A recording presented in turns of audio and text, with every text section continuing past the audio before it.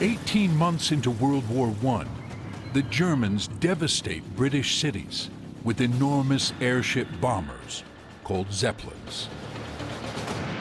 It's an entirely new kind of terror campaign. There was a policeman running down the road shouting, "They're here, they're here, the Germans are here." In a game-changing strategy, the Germans ruthlessly bomb ordinary civilians from the air. It's the beginning of modern warfare, red in tooth and claw. But exactly how these mighty machines worked has been lost to history. Now, engineer Hugh Hunt will investigate the incredible technology behind these gas-filled monsters. It's an explosive tale of bombs and bullets with a mystery at its core. A big bag full of hydrogen. Why couldn't we shoot them down? They were just there, surely. Boom. Hugh will discover an unexpected personal connection to the events. What we have here is the bullet your uncle designed. And he will unravel an amazing story of ingenuity and courage. Good on you, Uncle Jim. Zeppelin Terror Attack. Right now on Nova.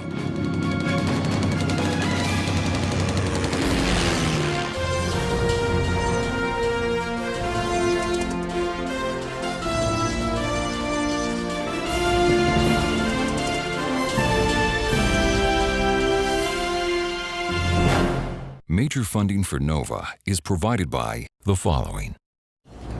The David H. Koch Fund for Science, supporting NOVA and promoting public understanding of science. And the Corporation for Public Broadcasting, and by PBS viewers like you. Thank you.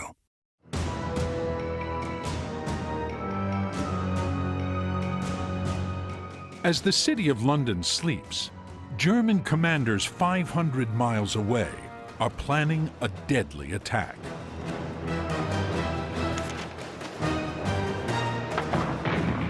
It's 1915, and World War I battles are raging in the trenches of Northern Europe. But at 11 p.m. May 31st, the Germans open a new battlefront.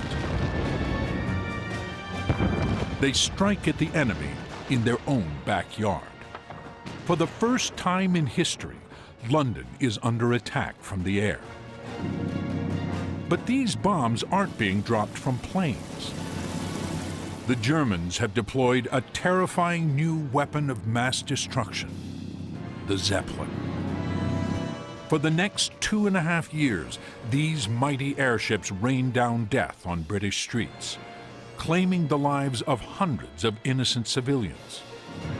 They are the biggest flying vessels ever built, able to travel higher and further than any airplanes of the day. How did the Germans construct these colossal machines? What was the secret of their lethal success? And why were they so difficult to destroy?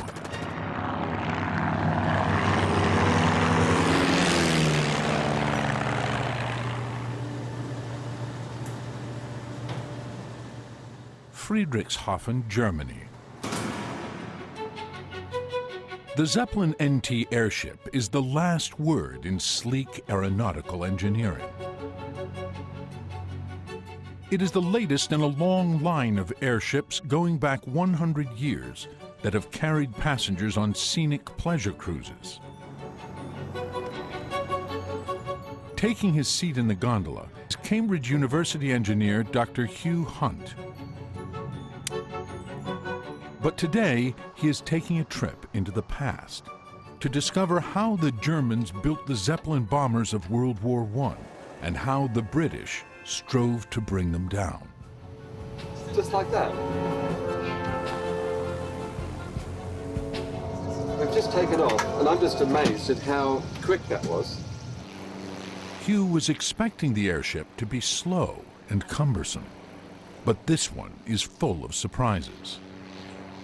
Zeppelins noted to torque for maneuverability, or is it just generally airships are maneuverable? Definitely, the new Zeppelin is definitely very maneuverable, and far more maneuverable than a lot of the others because... Whoa! Yes, as you can see. Whoa! So yes, turn very rapid. That is remarkable.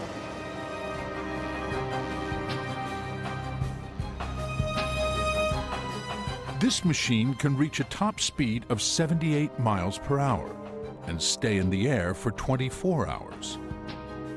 And its predecessors of a century ago were almost as fast, just as far-ranging, and over twice as big.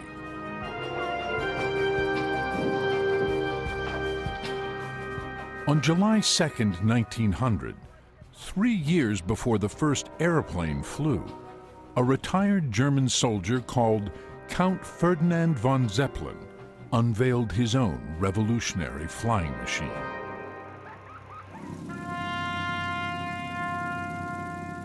He produced a fleet of these airships and fitted them out like luxury liners.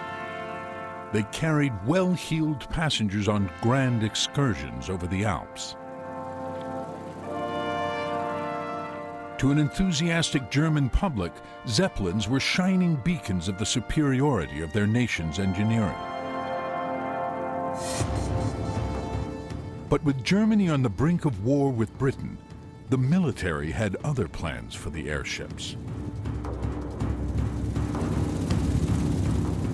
They would make perfect long-range bombers to strike at the enemy in their own backyard. Bombing London would cause panic in the civilian population and force the British government to pull out of the war.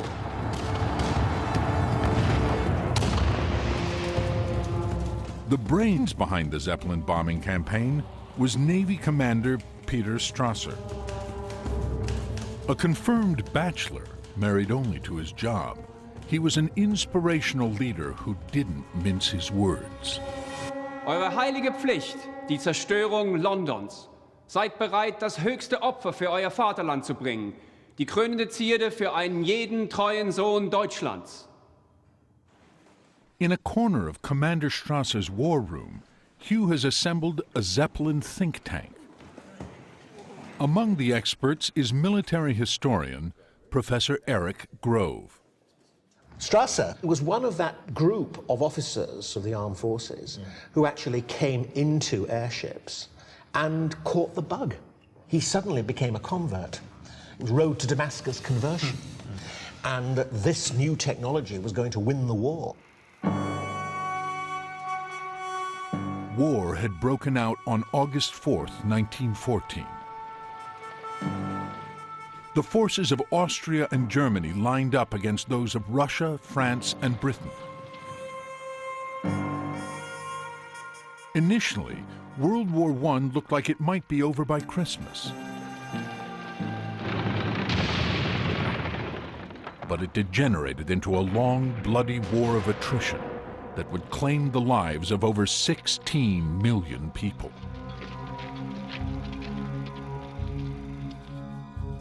Strasser believed he could bring a swift end to the carnage on the battlefield by bombing civilian targets like London into submission. The weapon that would deliver victory was the new Zeppelin bomber. The Zeppelin raids demonstrate what 20th century war was going to be all about, where the war is carried into the heart of the enemy territory. And you rationalize it by saying the more frightful you are, the sooner the war will end, the sooner the enemy will give in. The technology Strasser pinned his faith on employed the latest lightweight materials. Unlike a blimp, which relies on the pressure of the gas inside to keep its shape, the Zeppelin had a rigid aluminum alloy skeleton. This strong lattice structure meant the engineers could make Strasser's new airship enormous. At 650 feet, it was more than twice as long as a jumbo jet. Beneath its canvas skin, it contained 19 bags filled with hydrogen gas.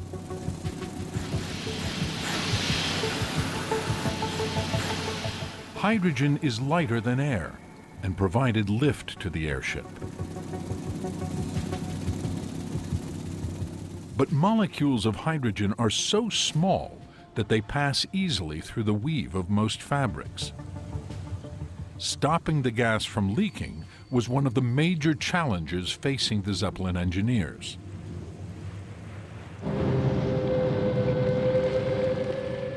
Leaking hydrogen gas was blamed for the notorious Hindenburg disaster of 1937, when the highly flammable gas caught fire and destroyed the giant airship at Lakehurst, New Jersey. Of the 97 people on board, 35 perished.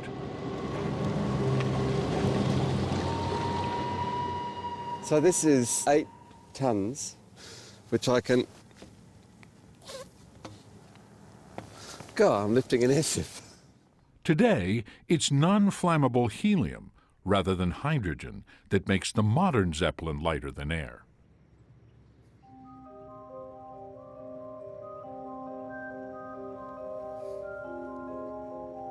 Ah, no, crazies. That's the first time I've ever seen anybody do this. The helium is held in an envelope made of laminated plastic, but stopping the gas from leaking is still a problem. Gas will escape.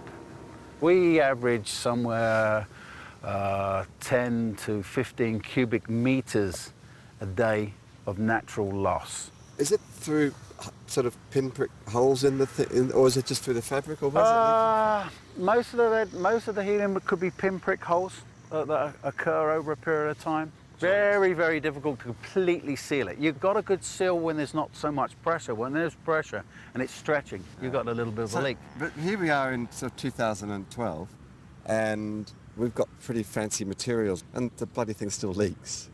What about in the early days? To make the leak-proof bags that held the hydrogen, the airship pioneers needed a material that was light and strong and in plentiful supply. They found it in an unlikely place, inside a cow. One of the things that I found so fascinating is the story of what these bags are made of. And they were made of this stuff, which, well, you look at this and you kind of think, well, is it paper? What is it? It's the intestinal lining of a cow. It's extraordinary, isn't it? I've never actually seen this No, I haven't before. That's next. I've read about it. And it's very tough. tough. At this processing plant in Middlesbrough, England, animal intestines arrive by the barrow load from the slaughterhouse. Incredibly, this stuff was the raw material for Zeppelins. Hugh investigates, reluctantly. I'm not sure I should have had a cooked breakfast this morning. These intestines are used to make sausage skins, just as they were in Germany during the First World War. Today, the guts are processed on an industrial scale, as factory owner John Weschenfelder explains. First machine's taking grass out. The second machine, grass. Like grass. Go to the second machine. Yeah. The second machine's taking mucus out. Right. The final machine is what we call the finishing machine.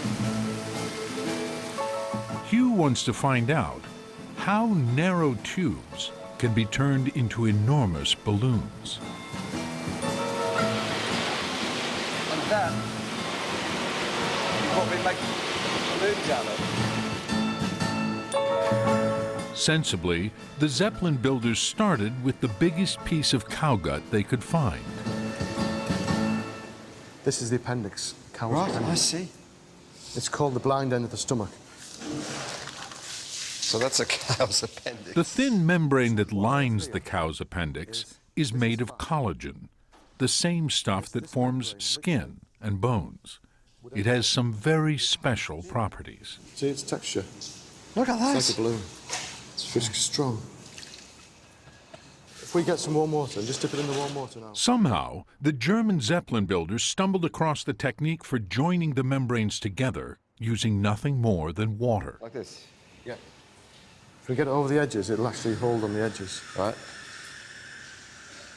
If I get another one, just overlap it. Using this magical process, the Germans were able to piece together their gigantic gas bags from small strips of cow gut. What we need to do now is leave that to dry.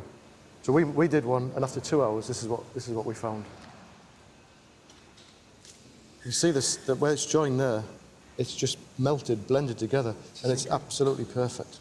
That won't come apart. Just the moisture has bonded it together. But I want to understand why.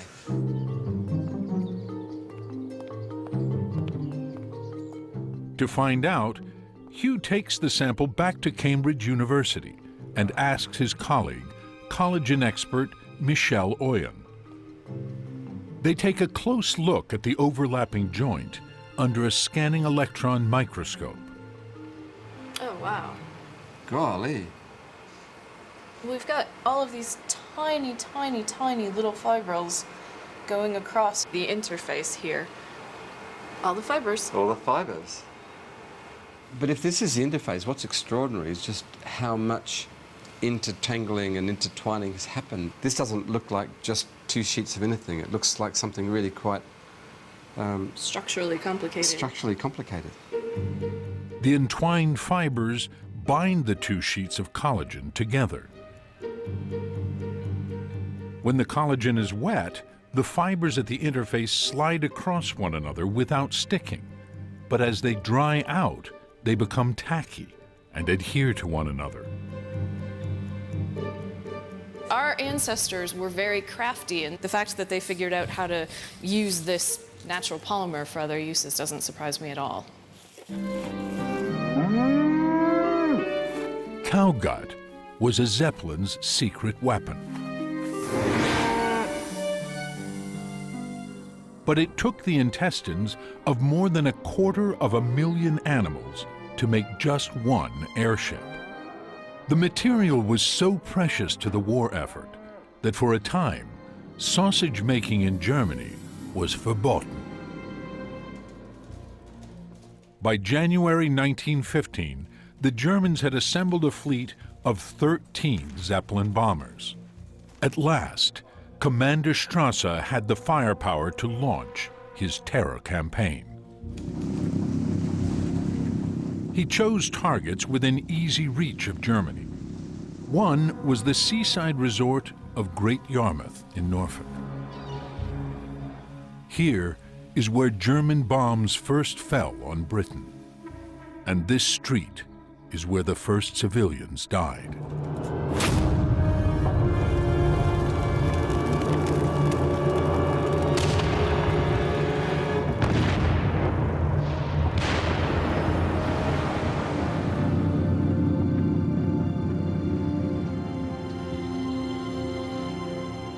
The next morning, sleepy towns along the coast awoke to find the war on their doorstep and bodies among the rubble. For the Germans, this was just the start. Strasser couldn't resist tweaking the lion's tail as well as by bombarding coastal towns, also bombarding British cities. And he thought that they could inflict so much damage that British morale would crack. The city Strasser prized above all others was London. For the next 4 months, the Germans launched raid after raid, feeling their way towards the capital. Then, finally, on May 31st, 1915, a lone Zeppelin made it. Zeppelin LZ-38 bombed the suburbs of North London before heading south, leaving a trail of destruction. In 20 minutes, it had dropped 28 bombs and a further 91 incendiary bombs that were designed to set London ablaze. The shot was incredible. There are huge burning fires in the streets, explosions going off. People are throwing up their windows to look out and see what's going on. And one man reported that there was a policeman running down the road shouting, "They're here, they're here, the Germans are here." 2 firebombs fell on a house in Hackney.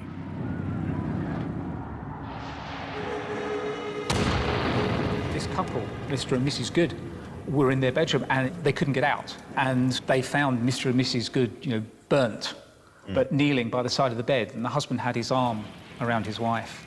And it's almost like they were praying. The effectiveness of these German incendiary bombs was brutally obvious. One bomb identical to those that devastated London that night has survived intact. We have here an original incendiary bomb. It's a direct descendant of projectiles used in earlier wars, which consisted of burning rags, rope, and things like that were loaded into a cage and fired at the enemy positions to set fire. Didn't the Romans do that sort of stuff? Yes, they did. And it hasn't changed. It went right the way through the Napoleonic Wars and the Crimean War, and I think this is a direct successor. John Starling wants to find out what makes this bomb tick. So he takes it to an Army colleague, explosives expert Major Peter Norton. John's got the bomb here for us. They x-rayed the bomb to see what's inside. Excellent. This allows them to figure out how it worked. When the bomb hit its target, the impact would have triggered the fuse and set fire to a substance called thermite, a mixture of iron oxide and aluminum that burns with a fierce heat. This, in turn, would cause a tank of benzene, a form of gasoline, to explode. Peter wants to show John how the firebomb worked. We've certainly never made a World War I Zeppelin incendiary before. So it'll be very interesting to see what sort of target effect we get.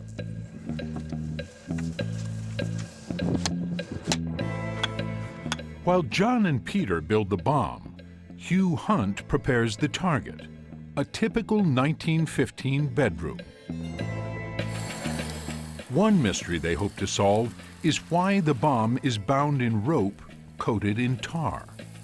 And another is how the Germans managed to get the tar on in the first place.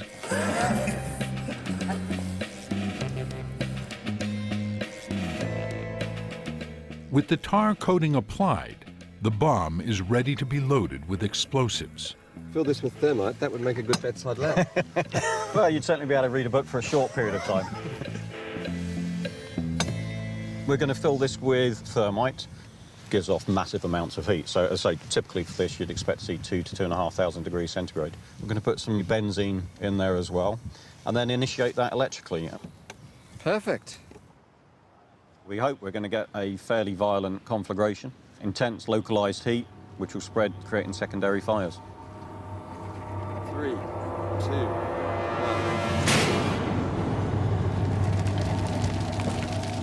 As Peter predicted, the raging thermite immediately causes the benzene to explode in a fireball.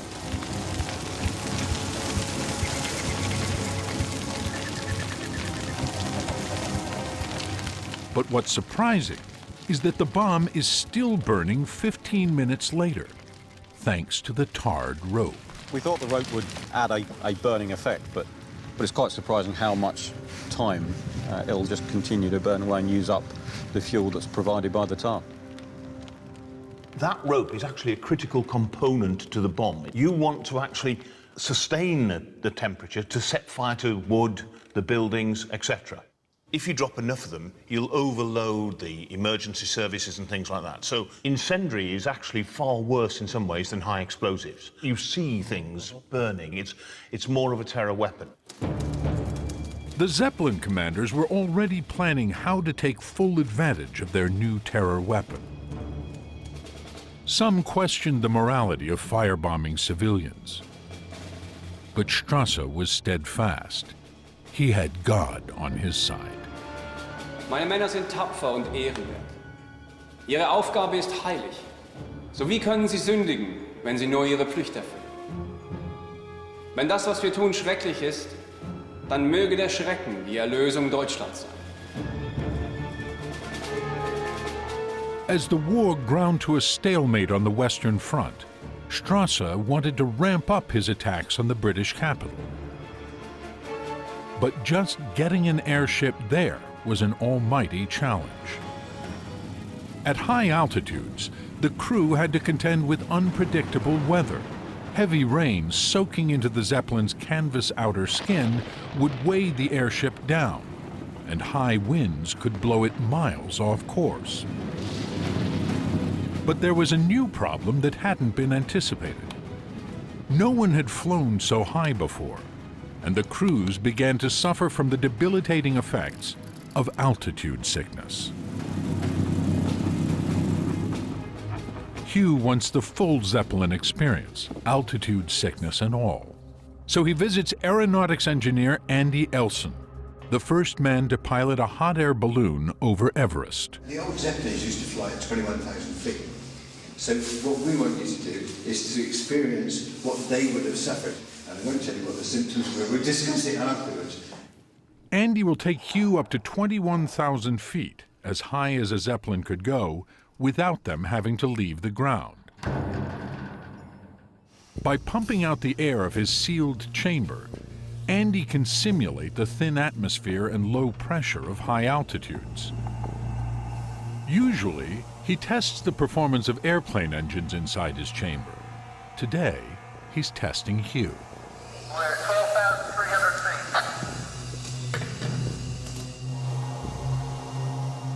To avoid the risk of Hugh passing out during the ascent, he will breathe oxygen until they reach Zeppelin altitude. 21,600 feet. Andy to peak, stop pumping. Now, Hugh will have to quickly adjust to the same thin air as the Zeppelin crews and pass a test designed for toddlers. When you're ready.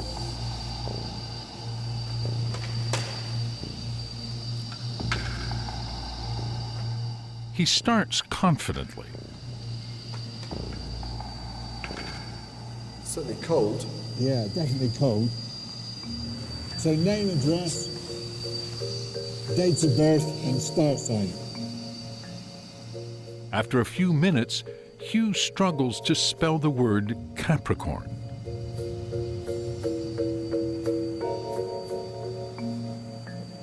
I feel as if my eyebrows are falling off. My eyebrows are falling off. Really? Hugh's brain is being starved of oxygen, and it's beginning to show. I feel as if I'm very heavy. Be careful. Wow. That's heavy. So, do I feel heavy because I'm lightheaded, or? You haven't got enough oxygen in your muscles to make them work properly. So it's not because I've lost buoyancy? No. Wow, that's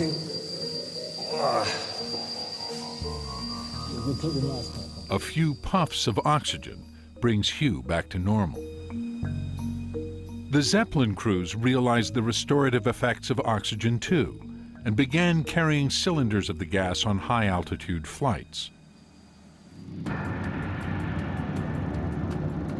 But they hit another problem, seeing where they were going when clouds obscured the ground. One solution seems remarkable today. They would dangle a tiny capsule called a sub-cloud car, thousands of feet below the airship, from where a crewman on a telephone would guide them in. The Zeppelin would be above the cloud, and the sub-cloud car would be below the cloud, and he could say left a bit, right a bit, forward a bit, and release the bombs from there. Horrific, absolutely horrific. Given the difficulties, it's incredible that any Zeppelins made it to London. But on September 8, 1915, Strasse launched a raid targeting the business and political center of the British capital.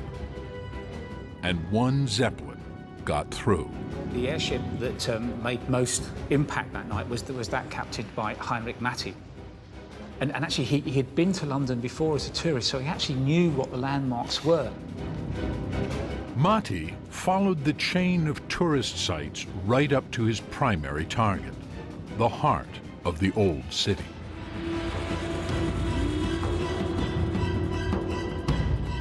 This square mile of real estate was the financial hub of the British Empire.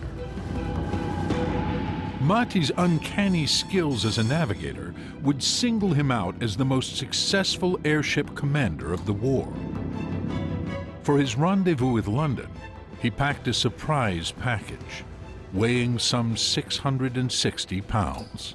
He's carrying on board the largest single bomb dropped from the air at that time in the war, and he called it his love gift, his gift of love to London.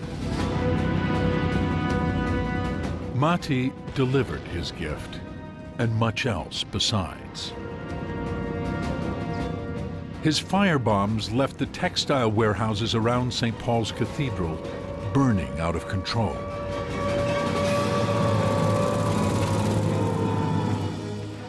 His explosive bombs destroyed homes and shops, pubs and buses.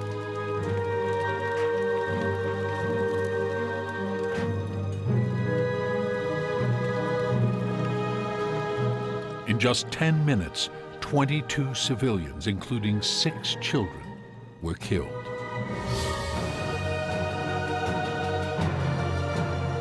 Newspaper headlines reflected the anger felt by the British public that Germany could indiscriminately target women and children.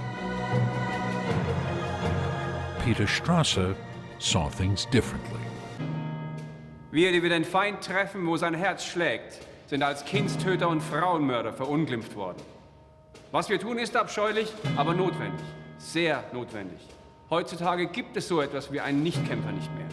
Moderner Krieg ist totaler Krieg. As far as Strasser was concerned, he was fighting a total war. Total war had been born. There was no distinction between the front and the rear area.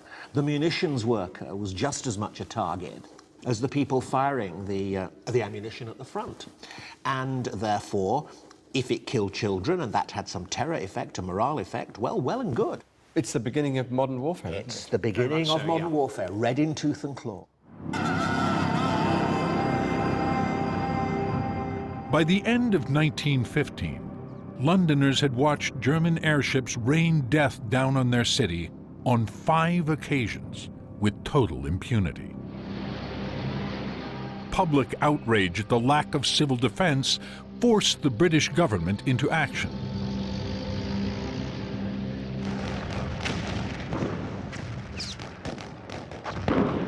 To take out the Zeppelins, they brought in the latest anti-aircraft guns from France and positioned them around the capital. But the airships flew at night and were virtually impossible to see in the dark. Could they try to hear them coming?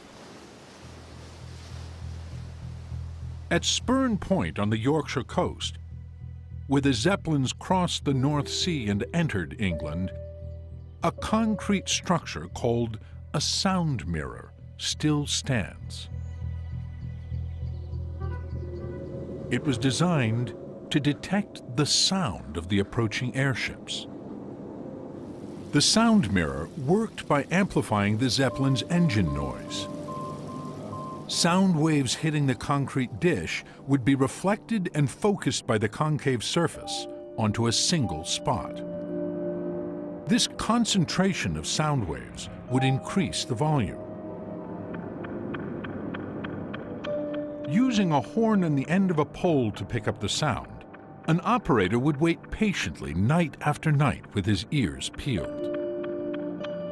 Once he detected the distinctive drone of Zeppelin engines, he would move the horn around until the sound was at its loudest.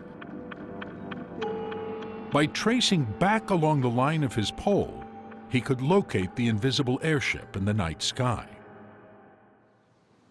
With the help of acoustics engineer Dr. David Sharp, Hugh hopes to find out how effective this early warning system was. With the stethoscopes on, the listener would listen out, and if they found that the sound was loudest in about this region here, then that would indicate that the aircraft was coming in from the direction that this is pointing, effectively. Well, why don't we try an experiment? Yeah, why not? Hugh arranges for an aircraft to fly towards the concrete mirror.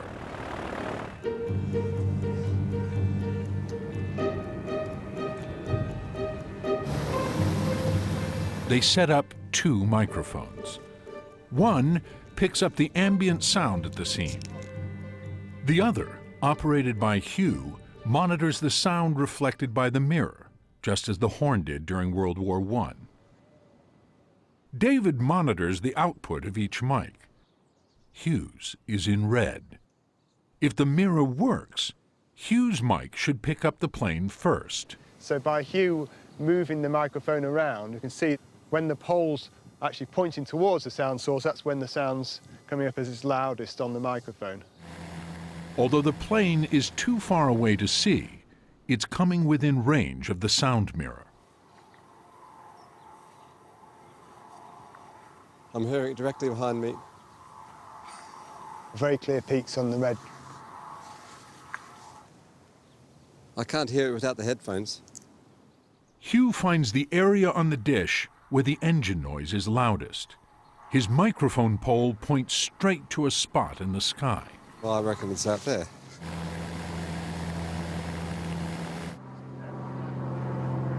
That's incredible. That's fantastic. We found that we were able to get an amplification of 20 decibels, maybe 4 times as loud as you would hear normally. But they were hearing aircraft as far as 15, 20 miles away. Getting that sort of advance warning, and you could start to prepare for an imminent air attack. The alert would go out to makeshift airfields that had been set up around London. Young pilots were trained in the treacherous art of night flying. As soon as a Zeppelin was detected, they would leap into action. To save weight, they flew alone. Taking the place of the co-pilot, a Lewis machine gun, pointing straight up so the plane could attack from below.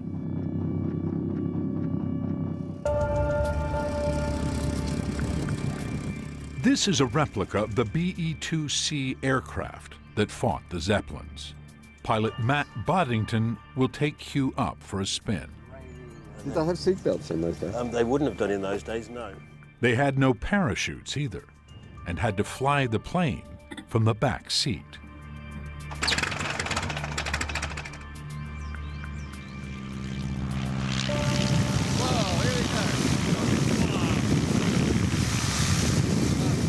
Matt will give Hugh a taste of what it was like to take on a Zeppelin in a flimsy contraption made of wood and canvas. Those Zeppelins, huge great things, size of an ocean liner, and yet this tiny little aircraft, it's like a little flea taking down an elephant. But once the pilot located a Zeppelin and needed to man the machine gun, the BE-2C really came into its own. They were actually so stable that, as you can see, I could quite happily take my hat off, tap you on the shoulders, and we're flying along quite happily. This, of course, made it a very good, stable gun platform shooting a Zeppelin. The aeroplane would almost fly itself.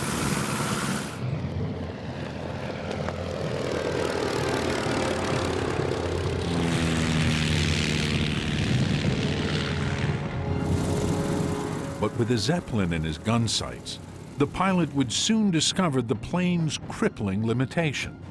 It lacked firepower. Its puny machine gun bullets would make such tiny holes in the envelope, and the gas would leak out so slowly that the Zeppelin would be able to carry on flying. What the BE-2C needed now was an armament to enable it to tackle the Zeppelins. And that's where a lot of work was going on behind the scenes to try and develop a bullet that was going to be effective against Zeppelins. One scheme was to use a flaming bullet that was meant to set fire to the Zeppelin's hydrogen gas, which is highly flammable. The brains behind the idea was a car manufacturer named James Buckingham. In the course of investigating the Buckingham bullet, Hugh discovered he has an unexpected connection to the man. He's my Uncle Jim. He's my great Uncle Jim.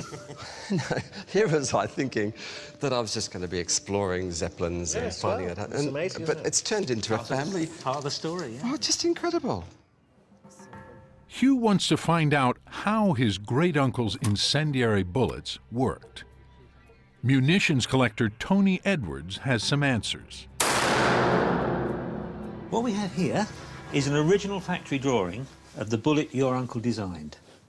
Cartridge, small arm, incendiary, Buckingham, 303-inch, Mark 7B.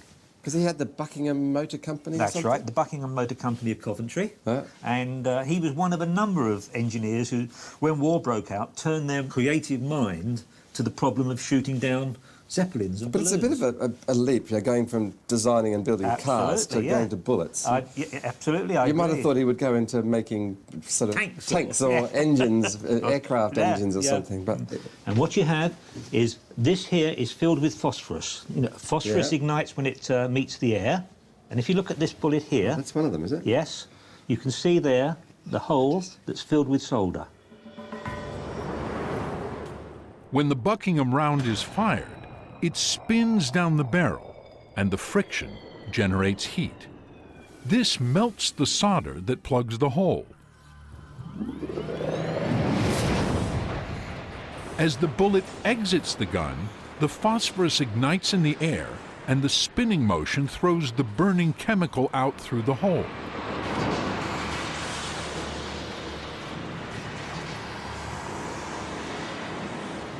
these bullets, I mean, these presumably don't work anymore, do they? Well, we're hoping that they're going to. This is not a spent bullet? No, this is not a spent bullet. This is an unfired...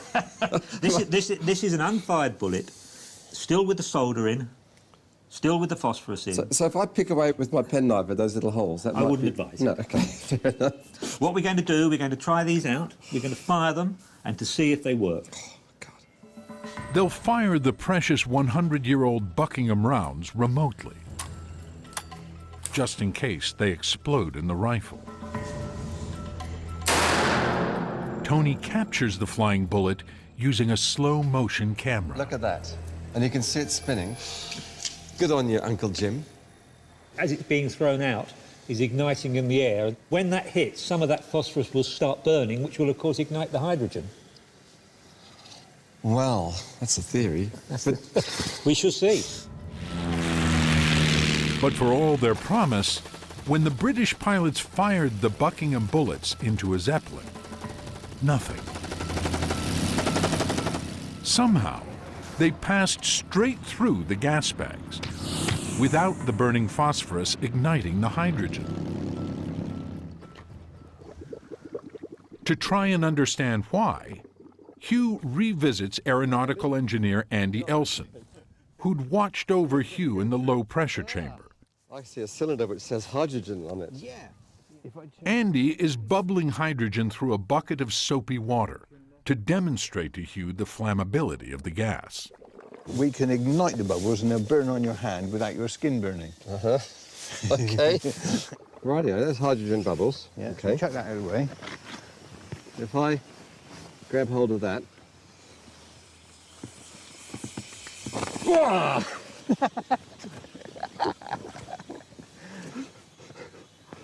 Hey, look at that! Well, I knew I needed a shave, but I didn't want... The thing that really gets me about this whole Zeppelin thing is that we all know that hydrogen's flammable. And that was really easy to set fire to those bubbles. And why is it so bloody difficult to set fire to a Zeppelin? Andy has come up with an experiment to try and solve the mystery. So we've got a polythene bag which we're going to fill with hydrogen, and inside is an electric heating element which is going to glow red hot, just like the burning phosphorus from the incendiary bullet.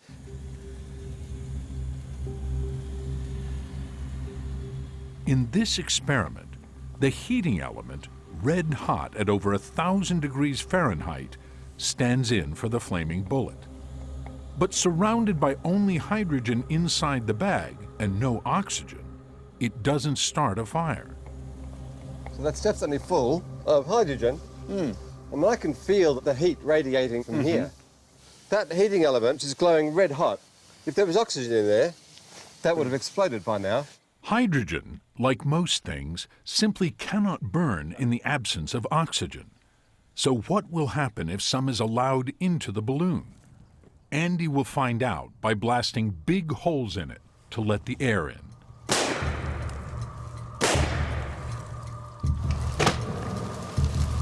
Oh, here we go. This is a difficult process to try and light this hydrogen. That handful of bubbles, easy. That was easy, because the oxygen is close to the hydrogen, everything's nice and easy. Here, lots of hydrogen, no oxygen in sight, except on the other side of this piece of plastic. Nothing was ever going to happen. You then put holes in. Whoa, here we go. You've got to get the hydrogen and oxygen mixture right, in the right place, and you've got to get your ignition source in the right place.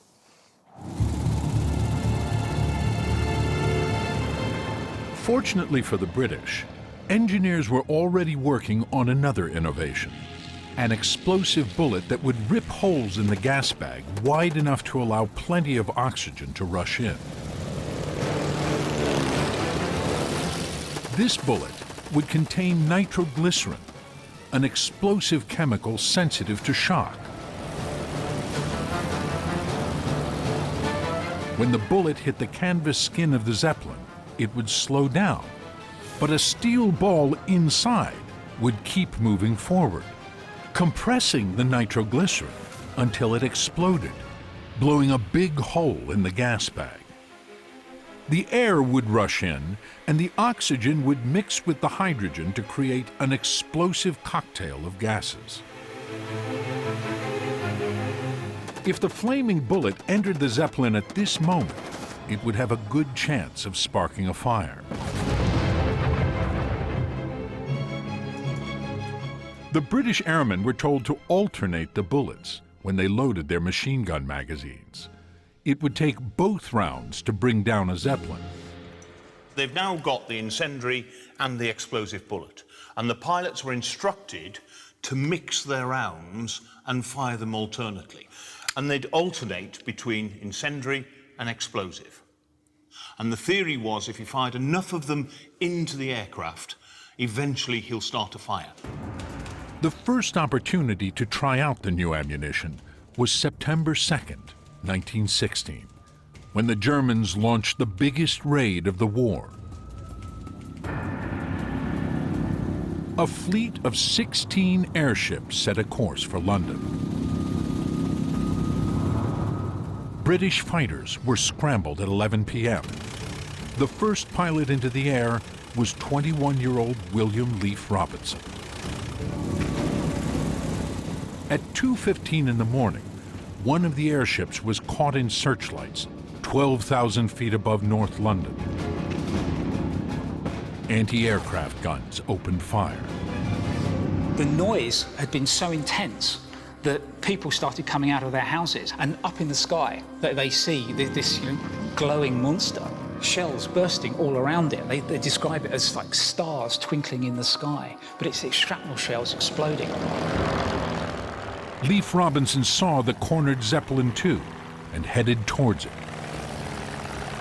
He had the airship at his mercy. He flew along the underside and fired a drum of his special bullets into it. To his dismay, they had no effect. Undeterred, he reloaded and went back in, but again, to no effect. In desperation and with just one drum of ammo left, he was forced to improvise.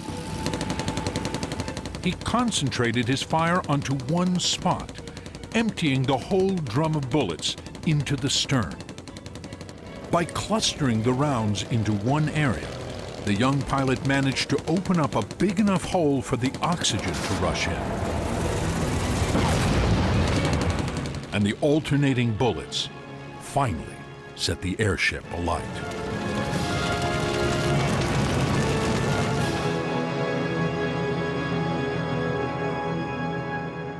When the airship goes up, parents run in and drag their children from their beds. The cheers of the crowd were hard, merciless cheers. This was relief. The people were enjoying this moment. We're fighting back. As it hit the ground, railway engines were blowing their hooters. People started singing the national anthem. People were dancing and singing in the streets. The newspapers the next day described it as the greatest free show London has ever seen. On the day that came to be known as Zepp Sunday, tens of thousands of relieved Londoners picked over the wreckage for souvenirs. Overnight, pilot William Leaf Robinson became the most famous man in Britain. Babies, flowers, and hats were named after him, and he was mobbed wherever he went. Within a month, the technique he perfected for taking out airships had brought down 2 more. It was the beginning of the end for the Zeppelin.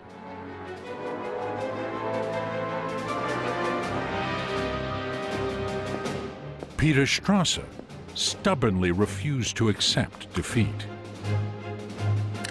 On August 5th, 1918, with the war effectively lost for Germany, he sent his airships out on one last raid. This time, he would lead the attack himself. Glauben Sie mir, ich will nicht eher sterben als andere Männer. Aber dort oben zu sein, ist für mich das Höchste.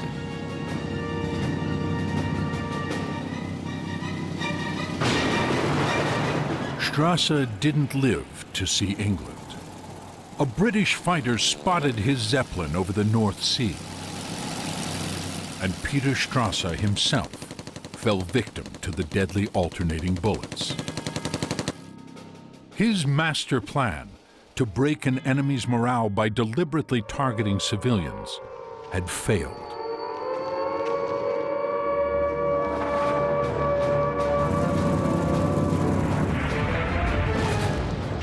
But the terror it inflicted on the people of Britain would find its full expression in the next war. The great airships would be overtaken by other technology, as engineers would find more efficient ways to deliver death from the sky.